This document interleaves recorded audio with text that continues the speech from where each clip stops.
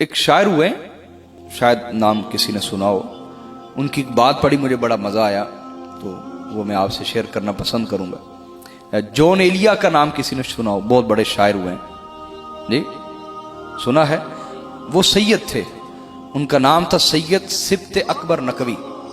تھوڑی سی پٹری سے اتر گئے تھے یہ مولویوں کی نفرت کی وجہ سے نا, یعنی یہ جو طبقہ ہے نا یہ ہم سے بڑی شدید نفرت کرتا ہے, ہمارا نام لے لے کے پیسے بھی کماتا ہے اور ہم سے بڑی شدید نفرت کرتا ہے. سیدوں سے, آل رسول سے, آل رسول سے بڑی شدید نفرت کرتے ہیں یہ گروہ. تو بعض اوقات بندہ ان کے رویے دیکھ دیکھ کے دین سے دور ہو جاتا ہے کہ یار یہ کیسا گروہ ہے.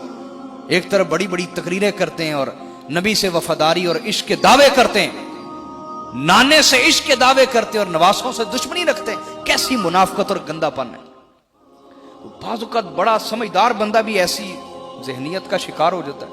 تو جون ایلیا کے ساتھ بھی ایسا ہی ہوا تھا. تو ایک جگہ ایک بہت بڑا پروگرام تھا, مذاکرہ تھا جنگ میں. تو ایک بہت بڑا شخص جو خود کو کہتا ہے اسلام کا ٹھیکیدار, کہ میں اسلام کا ٹھیکیدار ہوں, تو اس کو انہوں نے مذہب پہ تقریر کرنے کے لیے بلایا ہوا تھا اور جون ایلیا کو ادب پہ, لٹریچر پہ تقریر کرنے کے لیے بلایا ہوا تھا. وہ دونوں بیٹھے تو دونوں کی انبن ہو گئی. وہ ٹھیکیدار صاحب اسلام کے اور یہ سید صاحب سبت اکبر نقوی ان کا نام تھا, جون ایلیا کا. آخری عمر کچھ آگے تھے, ہدایت کے اوپر آگے تھے. تو وہ بھی میں واقعہ آپ کو سناتا ہوں کیسے آئے ہدایت کے اوپر. تو ان کی انبن ہو گئی. تو انہوں نے مائک میں کہا کہ مولوی جی اسلام ہمارے گھر کا مسئلہ ہے, آپ کو کیا مسئلہ ہے؟ نہیں سمجھ گئی؟ اسلام ہمارے گھر کا مسئلہ ہے, آپ کو کیا مسئلہ ہے؟ آپ نے اسلام کا نام لے لے کے کیا تھے آپ اور آپ کے باپ دادا؟ آج لینڈ کروزریں رکھ لی آپ نے اور 15-15 20-20 گاڑیاں آپ کے ساتھ. یہ تنخواہیں, یہ گاڑیاں, یہ کوٹھیاں, بنگلے کس طرح ملے؟ ہمارے نانا کا نام استعمال کیا اور ہم سے نفرت کرتے ہیں. ایسے بدبخت لوگ ہیں آپ. کیوں بھائی؟ میری بات سمجھنے کی کوشش کریں نا. او بھائی آپ کا کوئی نوکر ہو, آپ کبھی خوش ہو کے اسے نواز دیں, اور وہ تھوڑا سا تگڑا کیا ہو آپ کی اولاد کا ہی دشمن بن جائے, آپ کے کیا خیال ہوں گے اس کے بارے؟ جو کوئی یہاں بندہ بیٹھا میرے بارے سوچ رہا ہے کہ میں تھوڑا سا گرم بول رہا ہوں, غصے میں بول رہا ہوں, جو میرے بارے سوچ رہا ہے ذرا یہ رویہ اپنے ساتھ تو کر کے دیکھے نا, پھر اسے پتا چلے گا کہ میں تو بڑا تحمل سے بات کر رہا ہوں, میں تو بڑے مہذب انداز سے بات کر رہا ہوں, میں تو گالی گلوچ نہیں دیتا. یہ ہمارا طریقہ نہیں. علی والوں کو کل بھی گالیاں دیتے تھے بنو امیہ اور یزید کے خاندان والے, علی والوں کو آج بھی دیتے ہیں. ہم تو تب بھی گالیاں سہتے تھے, ہم بھی آج بھی گالیاں سہتے ہیں, اور بدلے میں نہ تب کبھی گالی دی تھی نا اب کبھی گالی دی. یہ ہمارا طریقہ نہیں ہے. یہ گالیاں دینے والے مولوی کون سے ہیں؟ یہ کل بھی یزیدی تھے, یہ آج بھی یزیدی ہیں. ممبروں کا حیا جنہیں نہ رہا. میرے نبی صلی اللہ علیہ وسلم آپ نے خواب میں دیکھا کہ میرے ممبر پر بندر ناچ رہے ہیں, میرے ممبر پر بندر ناچ رہے ہیں. اور حضور جب صبح بیدار ہوئے تو بڑے پریشان تھے. کسی نے کہا حضور اتنا غمگین اور دکھی آپ کو کبھی نہیں دیکھا, کیا ہوا؟ فرمایا, اور یاد رکھے نبی کا خواب وہی ہوتا ہے. نبی کا خواب کیا ہوتا ہے؟ ابراہیم علیہ السلام نے خواب میں دیکھا تھا میں اپنا بیٹا ذبح کر رہا ہوں, حقیقت میں کیا کہ نہیں؟ چھری چلائی نا, بولے نا. نبی کا خواب وہی ہوتا ہے. حضور نے فرمایا میں نے خواب میں دیکھا ہے میرے ممبر پر بندر ناچ رہے. کسی نے کہا حضور اس کی تعبیر کیا ہے؟ فرمایا بنو امیہ کے لونڈے میرے ممبروں پہ چڑھ دوڑیں گے.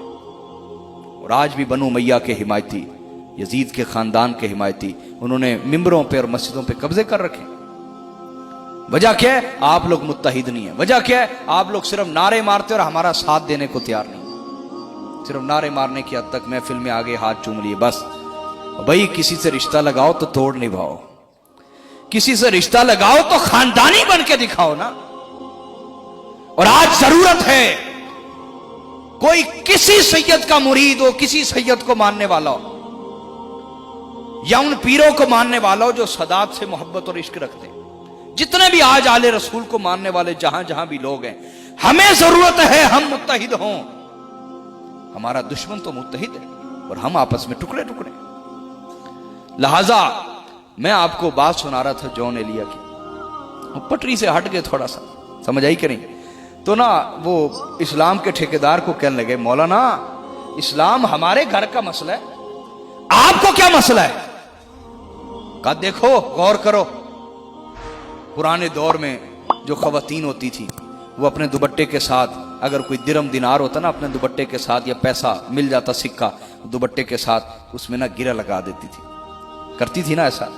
तो जॉन एलिया ने कहा कि तुम अगर उस दौर में होते मेरे साथ और मैं जाता घर में सैयदा फातिमा ज़हरा या हजरत आयशा सिद्दीका बैठी होती और मैं दुपट्टे की गिरा खोलता और उधर से दिरम निकाल लेता और खा पी जाता, मुझे को पूछने वाला था?